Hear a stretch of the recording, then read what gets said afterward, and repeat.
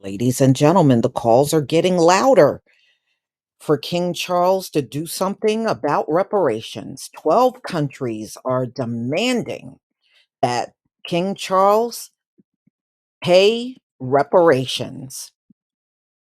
So, he has his coronation coming up, and many feel he should use that platform to address slavery and the role the royal family had in the whole thing.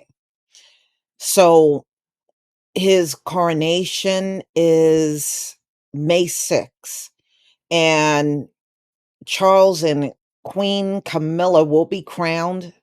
However, not everyone is celebrating. Yeah, they got a big group over there called Not My King, and they've been protesting over the last few days leading up to the coronation. And also the Republican Party feel that the monarchy needs to be dismantled. So let's talk about the 12 countries. However, not everyone is celebrating. For some, it's a symbol of Britain's imperial past, First Nations, indigenous people, and advocate groups, and 12 nations where Charles is king released a joint statement Wednesday, which was sent to the king. We The undersigned call on the Britain monarchy, King Charles III, on the date of his coronation being May 6, 2023, to acknowledge the horrific impacts on and the legacy of genocide and colonization of the indigenous and enslaved people of Antigua, Barbuda, New Zealand, Australia, the Bahamas, Belize, Canada, Grenada, Jamaica, Papua New Guinea, St. Kitts, Nevis, uh, St. Lucia, and St. Vincent, and the Grenadines. So, our collective indigenous rights organizations, among other organizations who are working to help our community recover from centuries of racism, oppression, colonialism, and slavery, now rightfully recognized by the United Nations as crimes against humanity, also call for a formal apology and for a process of reparatory justice to commence. Beyond an apology and reparations, the campaigners want the return of all cultural treasures and artifacts stolen from our people throughout the hundreds of years of genocide, enslavement, discrimination, massacre, and racial discrimination by the authorities empowered by the protection of the British Crown,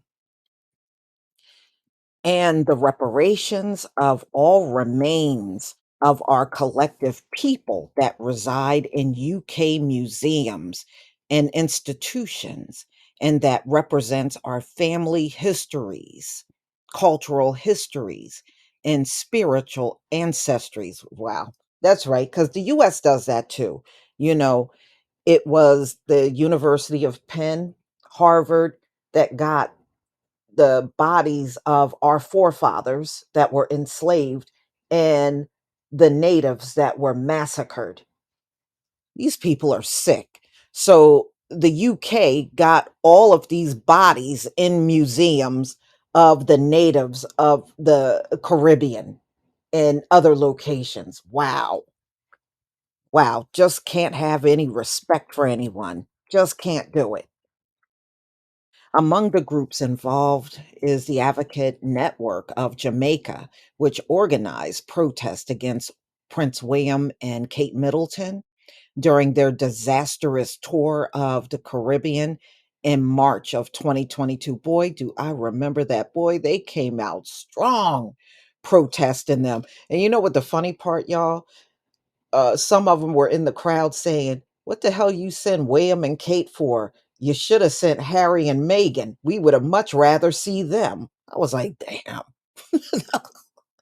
I don't know, William and Kate just seem boring to me. But anyway, Prince Harry and Meghan also drew attention to the history of British colonialism with their Netflix show, Harry and Meghan. There have been debates in Britain too. Professor Kate Williams, professor of modern history at Reading University, recently told CNN the whole story. We are in flux in this country between, do we acknowledge slavery? Do we acknowledge empire? Do we acknowledge how much that has made this country?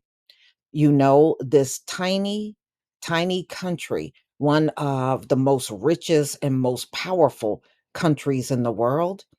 Or do we carry on with the idea of fair play and railways, and that, British influence is always benevolent? So the Australian Republic the Australian Republic Movement, Black Sovereign Movement, the Bahamas National Reparations Committee, Maya Leader Alliance, Canon, Mistal, Guardians of Culture, British Columbia Assembly of First Nations. So these are all the ones, just to name a few, that signed the document that was delivered to King Charles III. They said the letter was delivered today. And, you know, everywhere around this globe, you are hearing voices raising up for reparations. And it seems like these voices are just getting louder and louder. And you can see, as bad as they want the reparations conversation to go away in the US, it's not going to go away. It's not going away. So, yes, there is a serious awakening going on among the enslaved descendants all around this globe. This is definitely something that, it said we would all wake up in these final days, and you're seeing examples of it every single day now. Y'all, please tell me what you think about this video. Please leave your comment and subscribe. Don't forget to hit on the notification bell, and I'll see you on the next video. Peace, family.